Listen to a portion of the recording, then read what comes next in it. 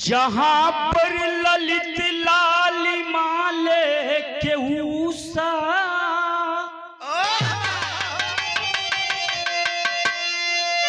धरती के आंगन में हंस कर सजाती, जहां पर सलिल स्वच्छ सरिता सरजू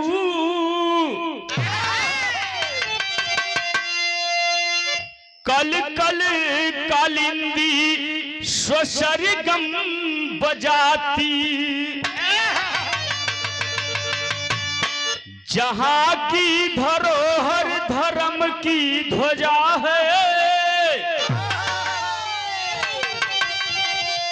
तो जहां सत्य का सिर हिमालय से ऊंचा, धर्म क्षेत्र भी है कर्म क्षेत्र भी है,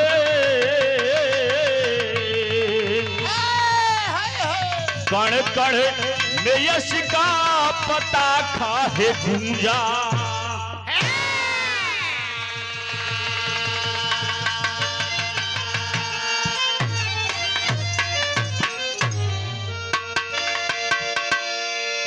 गौर करेंगे बाबूजी, यह अपना भारत देश ही नहीं पूरा विश्व जो है विश्व गुरु के नाम से जाना जाता है।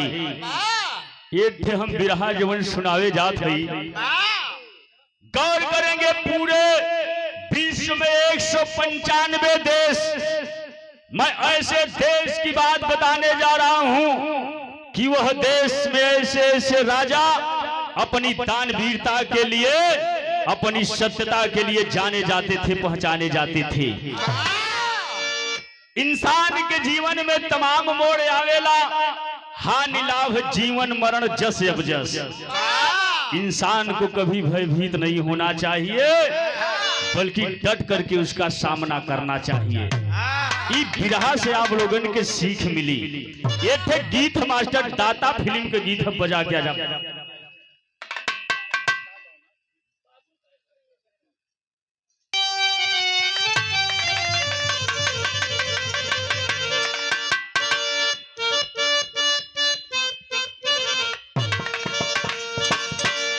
अब दाता फिल्म का गीत कहना है, हे बाबुल का ये घर बेटी, बाबुल का ये घर बेटी, कुछ दिन का ठिकाना है,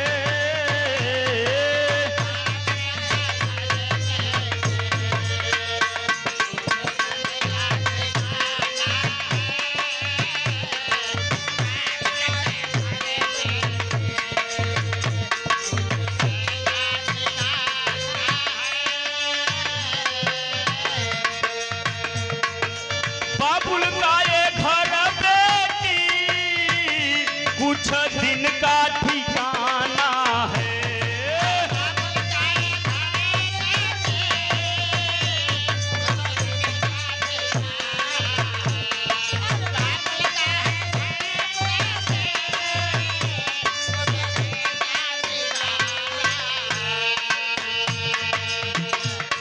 ये बन के दुल्हन एक दिन, बन के दुल्हन एक दिन, मुझे पिया घर जाना है।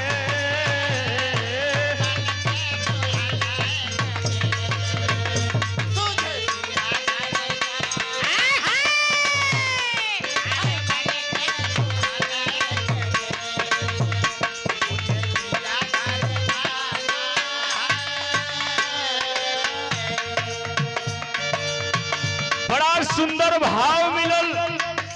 इंसान कितना भी भयभीत हो जाए, कितना भी परेशान हो जाए, लेकिन इंसान को डट करके सामना करना चाहिए। कवि जी बड़ी ऊंची बात लिख लेन। बात का लिख लेन, धरती के आंचल में, हे धरती के आंचल में, सब ही का बसेरा है।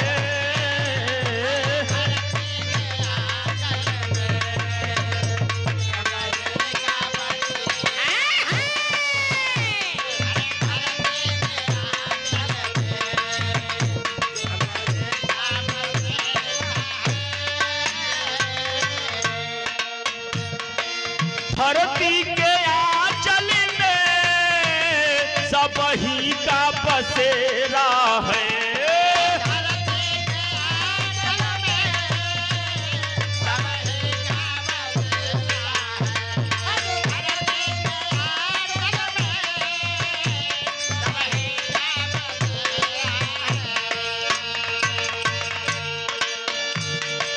जहाँ काल चक्र चलता,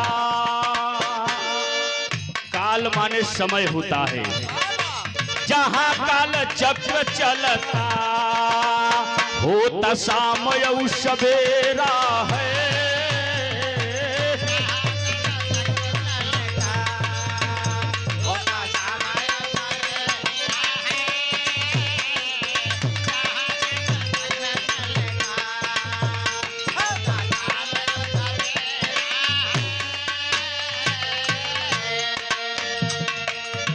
हानि लाभ जीवन मरण जैसे अबजस, इंसान को इससे भयभीत नहीं होना चाहिए। ये कहानी से आप लोगों के मिली कहानी कहाँ कह, घटना कहाँ कह, कौने समय के बाद है, नजम के लाइन में कहना है मास्टर साहब।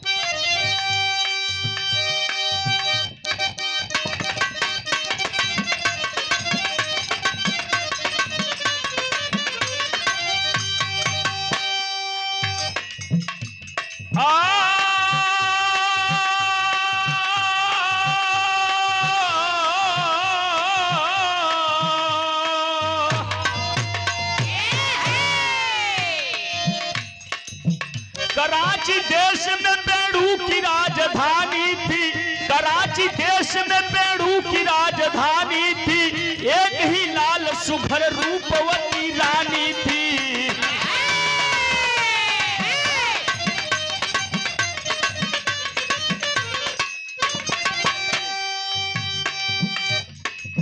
कर्म धर्म निष्ठा प्रजा के पुजारी थे, कर्म धर्म निष्ठा प्रजा के पुजारी थे, वेद के ज्ञाता स्वयं स्वर्ग के अधिकारी थे।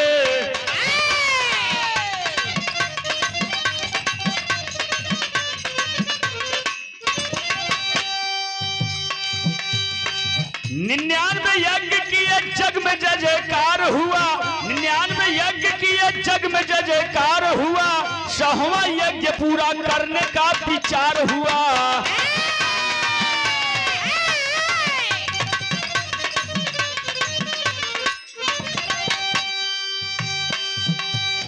यज्ञ की रचना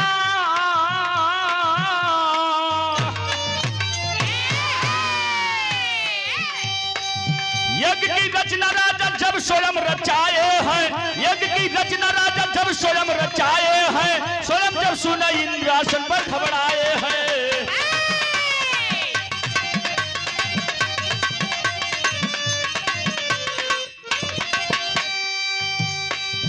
बना के जोगी भेष बन गए भिखारी है, बना के जोगी भेष बन गए भिखारी है, अलख ने गावे जहां राजा का दरबारी है।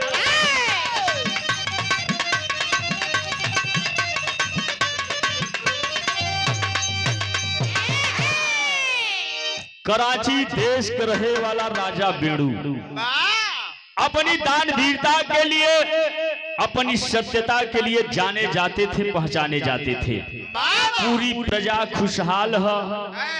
रानी का नाम रानी रूपवती बतावल गई। बाबू 12 साल का लड़का है, जौने लड़का का नाम प्रकाश बतावल गई। पूरी प्रजा खुशहाल है। इधर राजा बेड़ू कराची देश के रहे वाला अपने जीवन काल में 99 यज्ञ पूरा करैले। कई यज्ञ?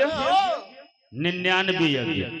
और जब 99 यज्ञ पूरा करैलेन, 100वां यज्ञ का पारी लगल कि हम 100वां यज्ञ पूरा कराए दे, हमार जीवन धन्य हो जाई। राजा बेणु जब 100वां यज्ञ का तैयारी कैलेन तो इंद्र भगवान के इंद्रासन हिले लगल। इंद्र भगवान के इंद्रासन हिले लगल कि अगर ई रजवा का 100वां यज्ञ पूरा हो जाई तो हमारे इंद्रासन चल जाई। धन्य हो रहे ऐसे ऐसे राजा हुआ करते थे बाबू, अपनी दान वीरता के लिए जाने जाते थे, पहचाने जाते थे। 100वां यज्ञ का पारी बा, 100वां यज्ञ का तैयारी कैले, इंद्र भगवान के इंद्रासन हिले लगल। और जब इंद्र भगवान के इंद्रासन हिले लगल तो इंद्र भगवान कैलेन का जोगी का भेष बनाई के राजा बेणु के दरबार में अइलेन। और जब राजा बेणु के दरबार में अइलेन तो कैलेन का एक लाइन का गीत है मास्टर।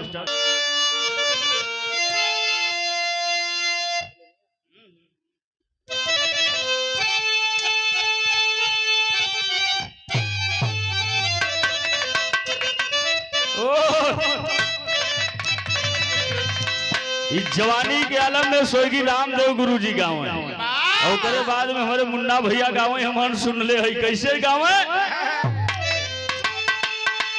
अरे झूलनिया कै गुजवा, झूलनिया कै गुजवा, अरे टूटल है राजा, और जमनिया से गड़िया छूटल है राजा, जमनिया।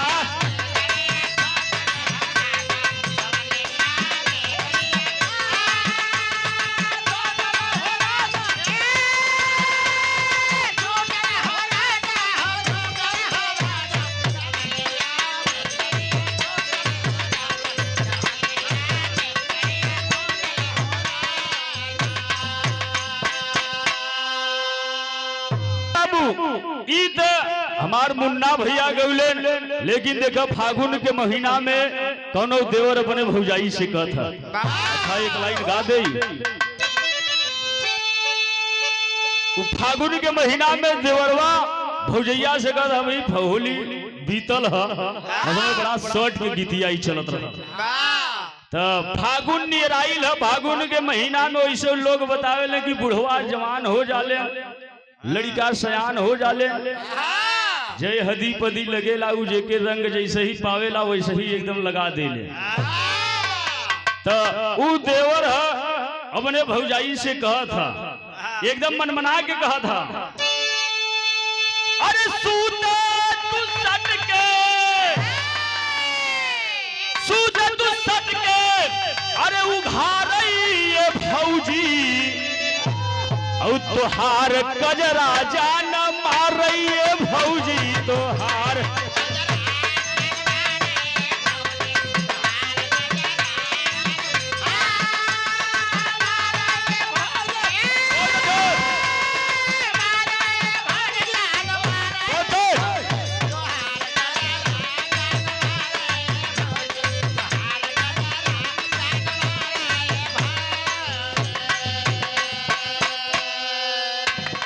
अच्छा बिजवा में धुन गीत तरज है मौज मस्ती के लिए। माँ मुन्ना भैया कहे कि जैसे आप लोग फिल्म देखेला ना तो बिचवा में प्रचार आवेला, तो वैसे ही बिरहा में बीच बीच में प्रचार है। यानी इंद्र भगवान के इंद्रासन हिले लगल, जोगी का भेष बनाई के राजा बेणु के दरबार में अइले। कैसे अइले मास्टर? घूमे घूमे के अलख, घूमे घूमे के अलख, जगावल जोगी नगरिया में, फेरिया नावेल जोगी नगरिया।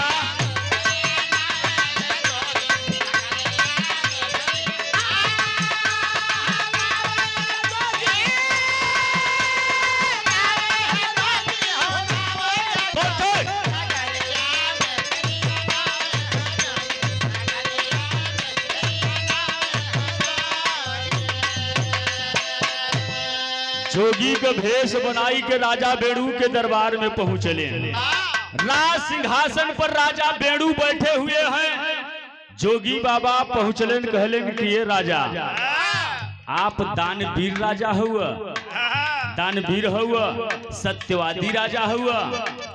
कहे प्रभु बताइए, कहे हम सुन ले है कि आप दानवीर राजा हुए। दू चीज तोहरे पास बड़ी अनमोल चीज है, और दू में हमें एक चीज चाहिए। हाथ जोड़ के राजा बेणु कहलन प्रभु बताइए। जोगी बाबा कहत हुए, का कहत हुए? धनया धर्म दो जो तेरी इच्छा, धनया धर्म दो जो तेरी इच्छा, और आपस में जा करके कर लो समीक्षा।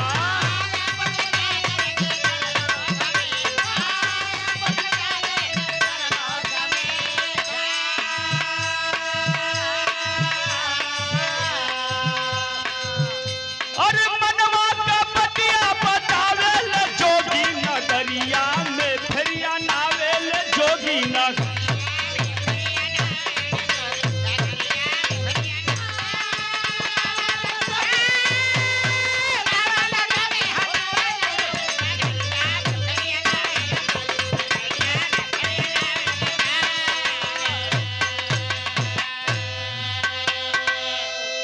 राजा बेणु से जोगी के भेष में इंद्र भगवान कहलेन कि दू चीज तोहरे पास बड़ी अनमोल है, आप दानवीर राजा हैं। कहलेन प्रभु बताओ आपके चाहिए का? कई हमार पहला शर्त है, या तो अपना राजपाट धन दौलत मुझे दान में दे दो। पहला सवाल जोगी बाबा कहले, अपना राजपाट धन दौलत दान में दे दो। दूसरा सवाल कैलन कि नहीं, अपने रानी रूपवती के दे दो। राज सिंहासन पर राजा बेणु बैठे हुए, सिंहासन हिले लगल। सिंहासन से उतरले, कहलन प्रभु अतिथि देवः भव, यानी अतिथि जो होता है भगवान से बढ़ करके होता है बाबू। राजा बेणु कहलन 5 मिनट का हमार समय द, दू में तुहार ये काम हमहन पूरा कर दे। जोगी बाबा राज दरबार में बैठा हुआ, राज सिंहासन पर से उतर करके राजा बेणु अपने रानी रूपवती के कक्ष में पहुंचले। उ कक्ष में जाई के रानी रूपवती से कहलन कि एक जोगी आइल है राज दरबार में। उ दू गो सवाल कैले है, या तो अपना राजपाट धन दौलत मुझे दान में दे दो। दूसरा सवाल कैले है नहीं, अपने रानी रूपवती को दे दो। बाबू रानी रूपवती के कक्ष में राजा बेणु अपने रानी रूपवती से ही कहले कि वो जोगी बाबा दू में का एक चीज चाहिए। वो कहता है या तो अपना राजपाट धन दौलत दान में दे दो। दूसरा सवाल कैले है नहीं, अपने रानी रूपवती को दे दो। अगर आप दानवीर राजा हैं तो रानी रूपवती ई बतिया के जब अपने राजा बेणु अपने पति से बतिया के सुनलीन, तो अपने पति राजा बेणु से वो बात कहलीन। बात का कहलीन, बिरहा में गीत बदल गई मास्टर। मास्टर परदेश गईले तार लागल टोपिया में,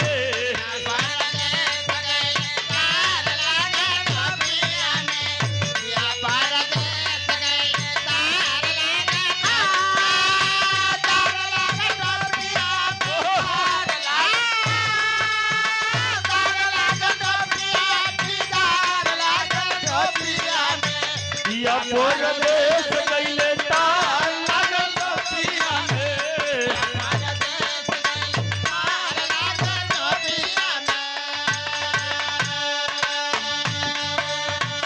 रानी रूपवती अपने पति राजा बेणु से कह रही हैं, क्या कह रही हैं?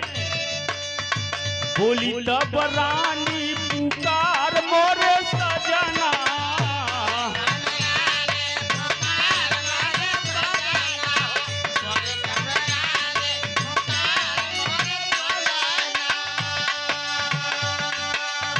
बोली तब रानी पुकार मोरे सजना, पुकार मोरे सजना। मानी जैब बतिया हमार मोरे सजना,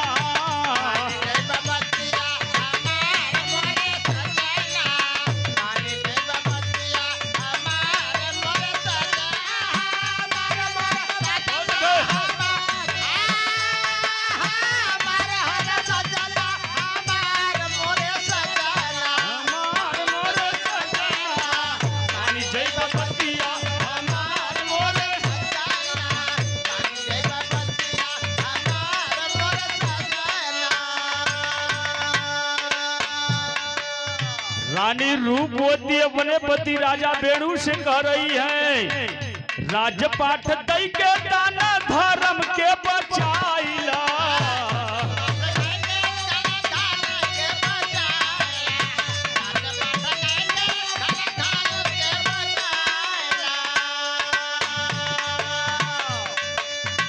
राजपाट दई के दाना धर्म के बचाइला। राजपाट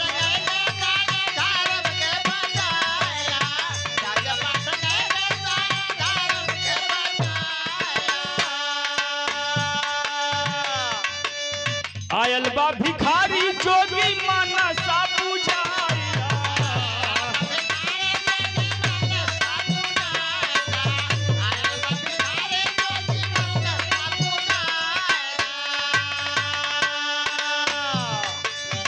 करब अतिथि सत्कार मोरे सजना, सत्कार मोरे सजना, मानी जैब बतिया हमार मोरे सजना।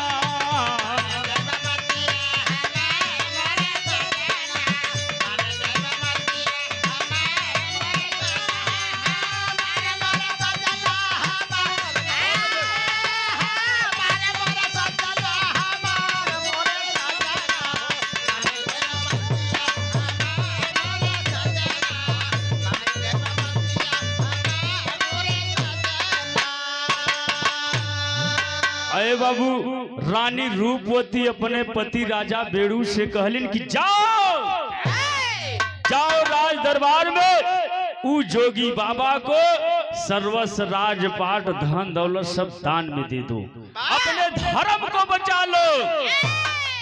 अगर धर्म बचल रही तो जिंदगी में कजानी कितना धन दौलत आई और चल जाई, लेकिन अगर धर्म चल जाई तो दोबारा धर्म लौट के ना आई। धन्य हरे रानी रूपवती अपने पत्नी के बात मान के राजा बेणु राज दरबार में अइलेन। उ जोगी बाबा को अपना सर्वस्व राजपाट धन दौलत दान में दे देते हैं बाबा। इसीलिए कहा गया राजा से रंक से राजा बनने में समय नहीं लगता। गौर करेंगे बाबू, क्षण मात्र से राजा से रंक बन गए।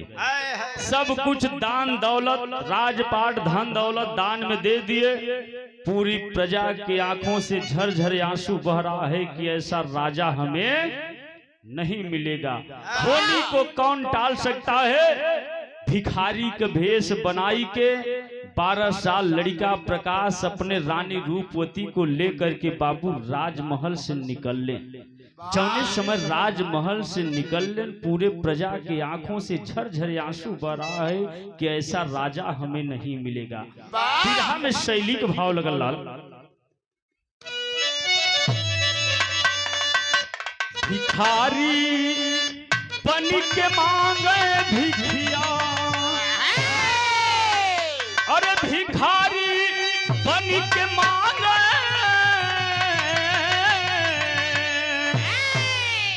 भिखारी बन के मांगे भिखिया, धराधर धान थोल सटका पर पुजारी पुजारी।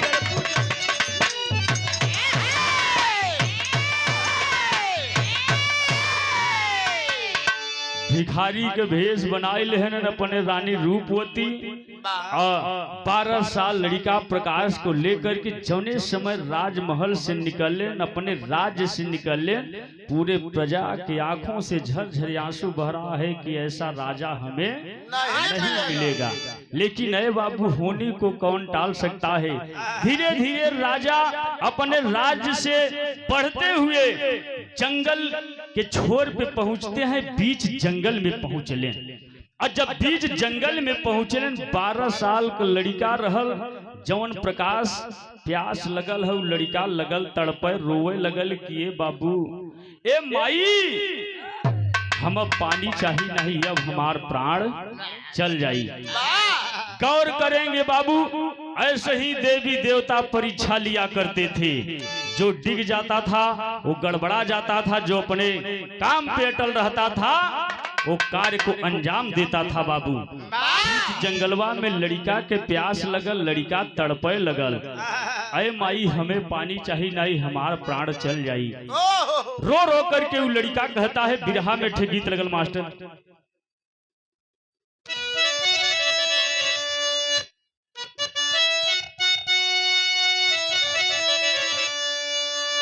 दिल देता है,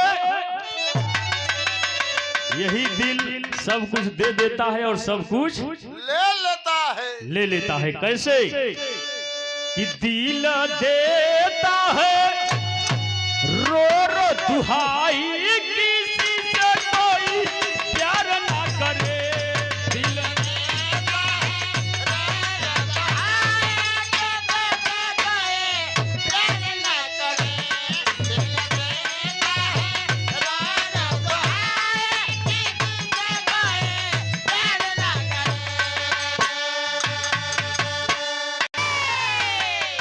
बड़ी महंगी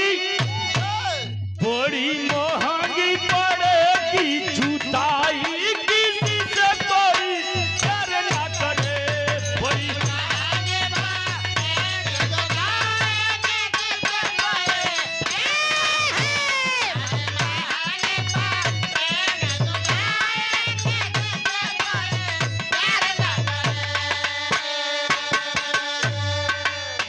लड़का रोई रोई के कहत है कि ये माई अगर पानी न मिली तो हमारा प्राण चल जाई। बीच जंगल में लड़का प्यास से व्याकुल हो रोई रोई के कहत है। कैसे कहत है मास्टर? बाबू पानी बिना, बाबू पानी बिना प्राण चली जाई, बचाई लेबू माई जनवा। बाबू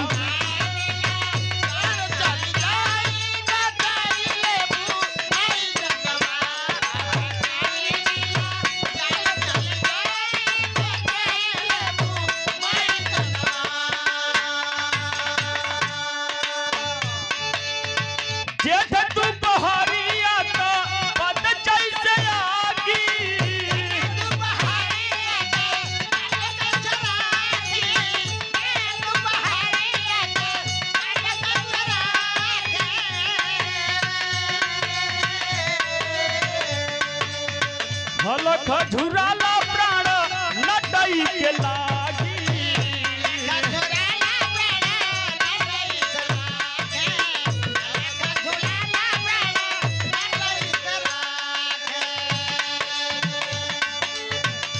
लाल धरती पर, लाल धरती पर गिरा भराई, बचाई लेबू माई जनवा। लाल धरती पर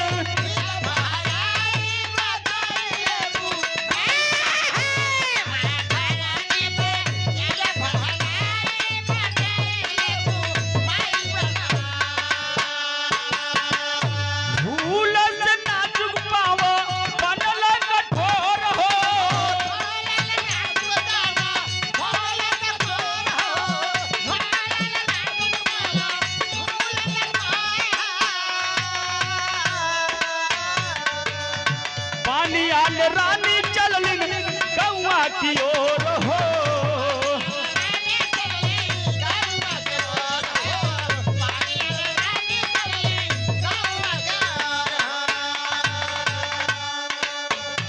पहुंची बनिया के, पहुंची बनिया के दुआरा पे जाई, बचाई लेबू माई जनवा। पहुंची बनिया के,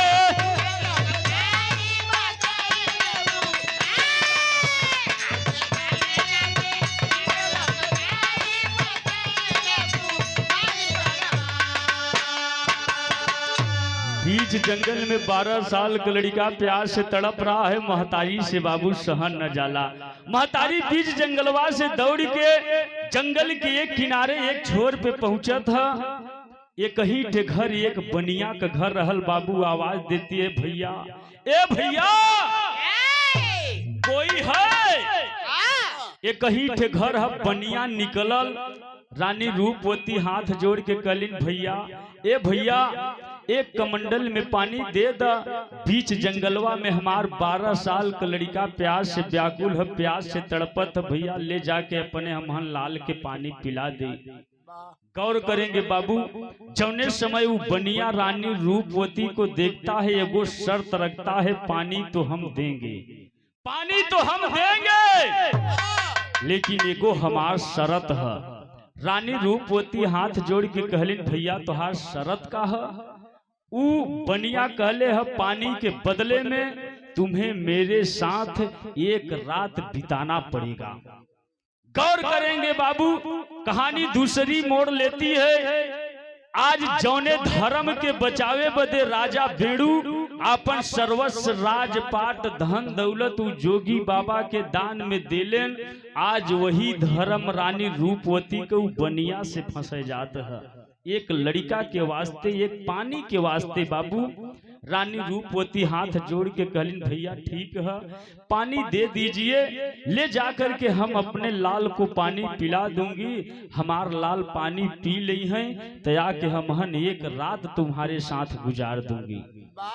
गौर करेंगे बाबू, हाथ में कमंडल से बनिया पानी थमौले है। रानी रूपवती पानी लेकर के वहां से चललिन।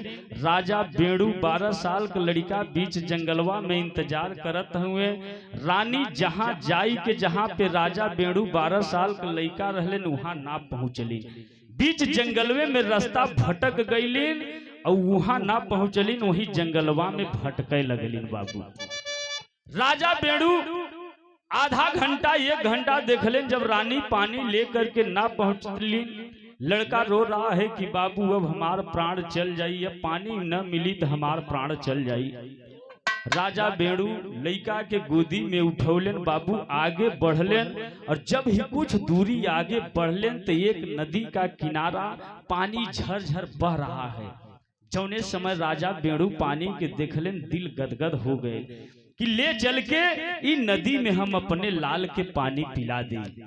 जौने समय राजा बेड़ू 12 साल लड़का के पानी पियावे बदे नदिया में प्रवेश कैलेन बाबू, उस समय घटना का भइल, गीत लगल मास्टर।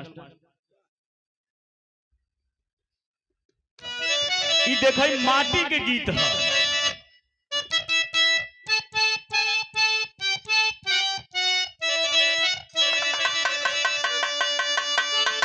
निभिया का पेड़ जानी कटी है बाबा,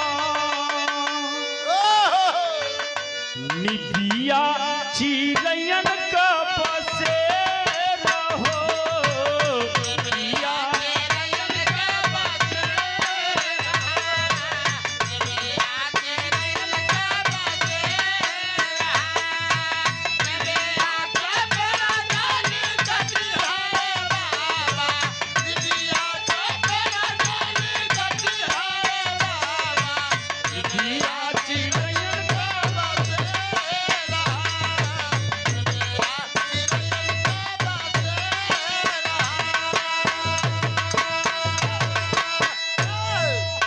जिस समय राजा बेड़ू अपने 12 साल लड़का के नदी में पानी पियावे बदे प्रवेश कैलेन बाबू, हाथ पकड़े हुए, इतना तेज धारा आवत है पानी का, हाथ छूट जाता है।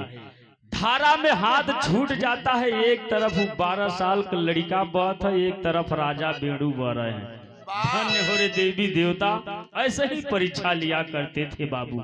भइल का मास्टर,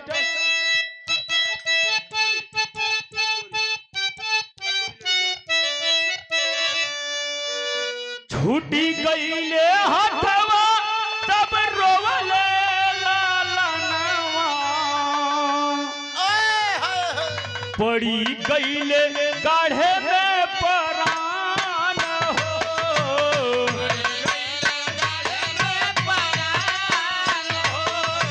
पड़ी गईले गाढ़े में परान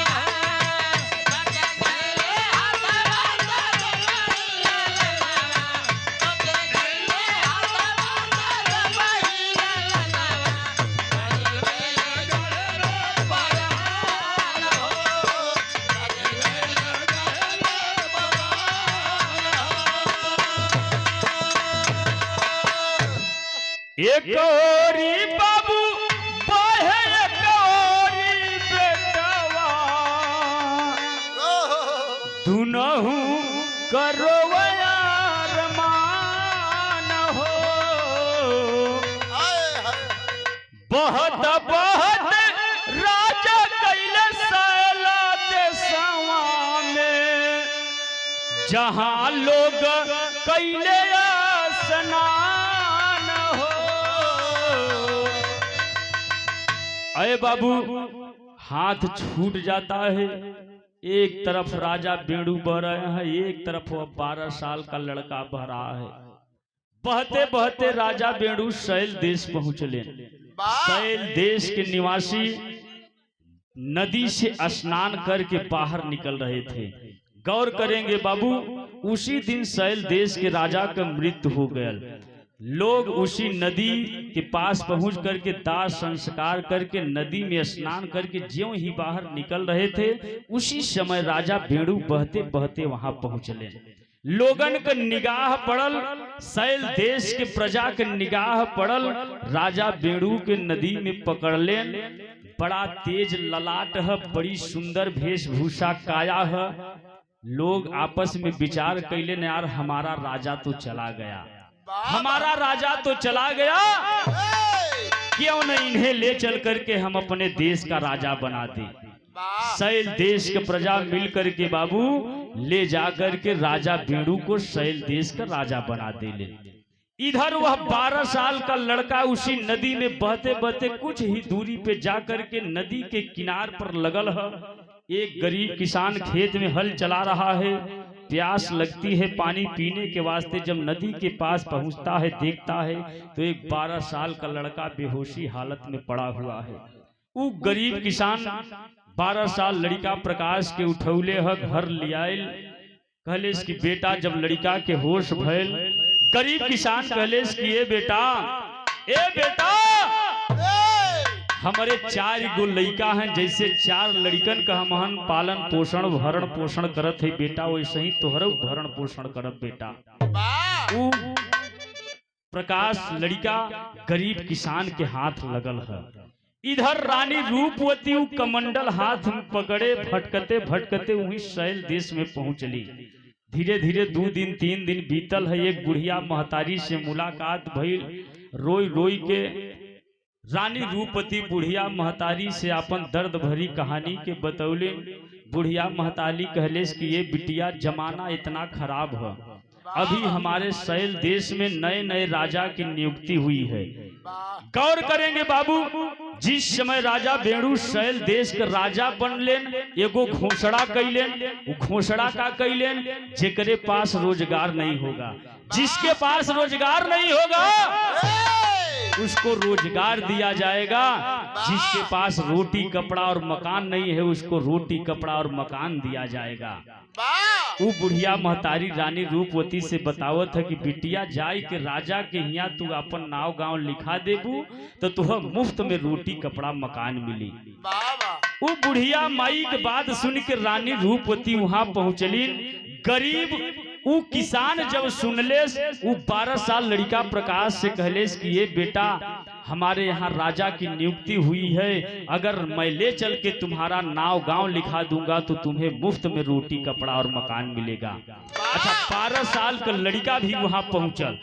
गौर करेंगे बाबू, बीच में पर्दा लगल है, एक तरफ मर्दन का लाइन लगल है, एक तरफ औरतन का लाइन लगल है। नाव गांव बतावे बदे कि हम नाव गांव बता दे तो मुफ्त में रोटी कपड़ा मकान मिली। मर्दन वाली लाइन में वो 12 साल का लड़का लगल है। पर्दा के उस तरफ औरतन वाली लाइन में रानी रूपवती लगल है, अपन नाव गांव बतावे बदे उस संतरी लिख रहा है। रानी रूपवती का नंबर लगल है, और जब नंबर लगल तो रानी रूपवती अपन नाव गांव बतावे बदे जात है। बिरहा में आल्हा का लाइन लगल मास्टर।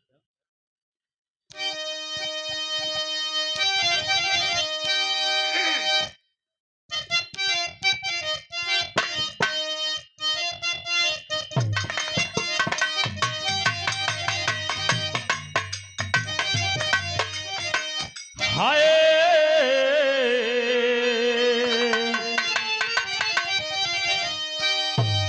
जैसे समनवा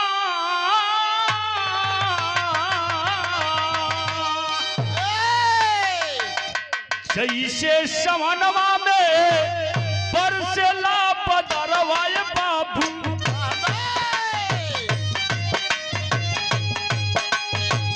बदरवा के पानिया से धरती नहा,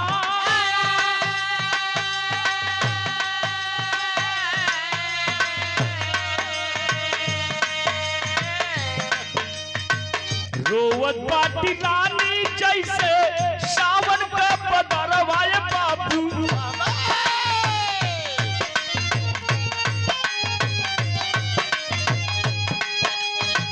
भीग गईली साड़ी आँख गईली पत्थरा,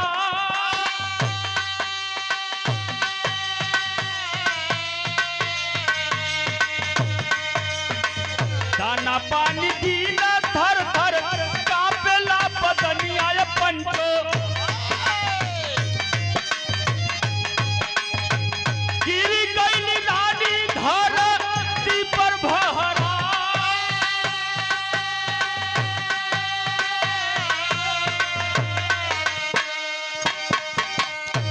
अरे बाबू रानी रूपवती का नंबर लगल। रानी रूपवती आपन नाव गांव बतावे के पहले बेहोश हालत में गिर पड़ती हैं। बीच में पर्दा लगल है, पर्दे के इस तरफ मर्दन वाली लाइन में 12 साल का लड़का लगल है, रोई रोई के बतावत है कि हम कराची देश के रहे वाला राजा बेड़ू का लड़का है। हमारे बाबू का नाम राजा बेड़ू है, हमारे माई का नाम रानी रूपवती है। हमारे बाबू अपन सर्वस्व राजपाट धन दौलत जोगी बाबा को दान में दे करके गौर करेंगे बाबू। इधर वो लड़का रोई रोई के बतावत है, हम कराची देश के रहे वाला राजा बेड़ू को लड़का है, हमारे माई का नाम रानी रूपवती है, सर्वस्व राजपाट धन दौलत जोगी बाबा के दान में दे के हमहन चलली बीच जंगलवा में, हमहन के प्यास लगल, माई हमार पानी लेवे बदे गईली पंचो, अभी तक हमार माई अइली ना। पर्दा के उस तरफ बेहोशी हालत में रानी रूपवती लड़का का बात सुनत हुई बाबू। जौने समय जब लड़का के मुखार बिंद से बतिया निकलल है, रानी रूपवती वो पर्दा से दौड़ करके वो मर्दन वाले लाइन में पहुंचलिन, जहाँ की 12 साल का लड़का प्रकाश उस संतरी से बतावत है बाबू। जौने समय रानी रूपवती पहुंचलिन, अपने लड़का के देखलिन, गल में गल डाल के बाबू रोवे लगले। आखिरी भाव लगल मास्टर, कहना है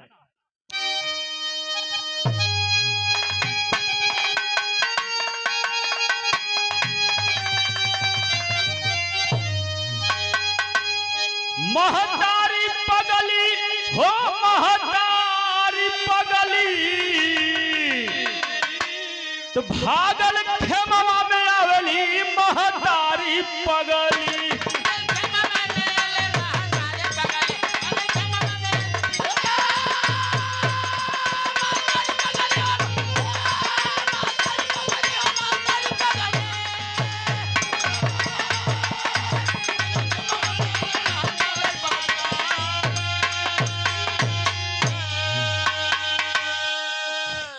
बिछुड़ल माई लाल के पोली फयल करे जा शीतल, बार बार भूख चूम के रोवे क्लेश हृदय से मीटल। अरे तब पीतल पतिया सब बतावली महतारी पगल।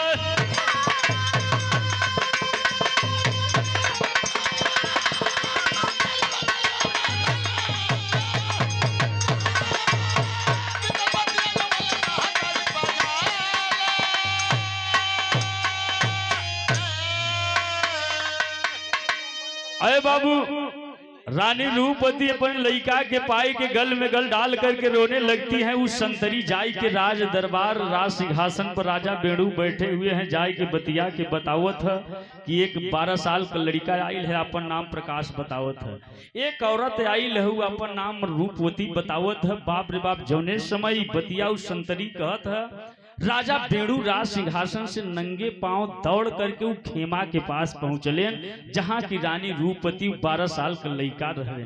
अपने परिवार, अपने बच्चे प्रकाश, अपने रानी रूपवती को पा करके राजा बेड़ू बड़ा खुश भइलन। भइल का इसने एक सागर झलक उठा, तब गले लगाए राजा। देव सुमर वर्षा मन लागे बजल खुशी का बाजा। अरे राजा सपना सजावेली महतारी पगल।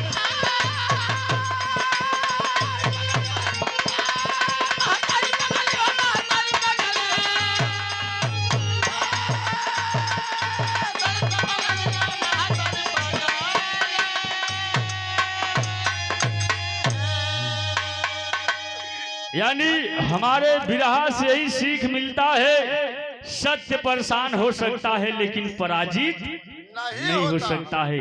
इंसान को कभी भयभीत नहीं होना चाहिए। कोई भी कष्ट आ जाए डट करके उसका सामना करना चाहिए। इसीलिए कहा गया कि इंसान के जीवन में तमाम मोड़े आवेला, हाँ निलाभ जीवन मरण जस अब जस। इंसान को कभी भयभीत नहीं होना चाहिए। आखिरकार एक राजपाट छूटल है कराची देश, एक राजपाट मिलल सैल देश। सत्य परेशान हो सकता है लेकिन पराजित नहीं हो सकता। यही हमार कहानी रहल, बिरहा रहल, आखिरी में कहना है।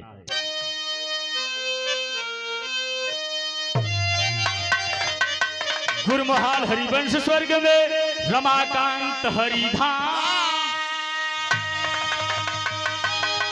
लाल विदेशी नवरसिया रघुवर मूर्ति संग्राम। अरे भिखारी बन के मांगे भिखिया, श्री राम जियो लाल गुरु चरणों के अनुरागी हो, भिखारी बन के मांगे भिखी।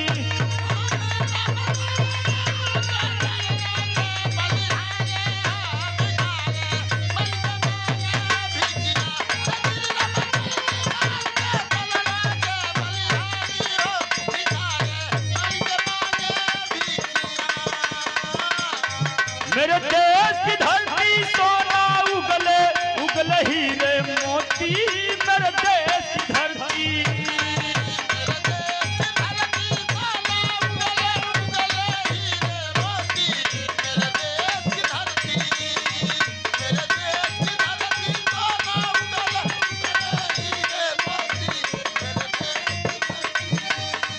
मेरे देश का झंडा लहरे लेके हीरों की कुर्बानी, मेरे देश का झंडा।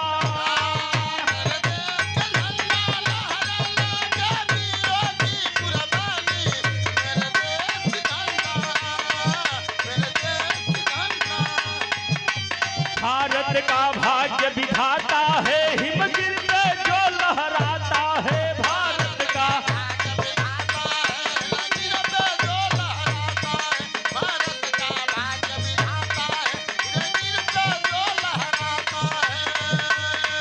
गंगा जमुना अगवानी करे, सागर भी शीश झुका।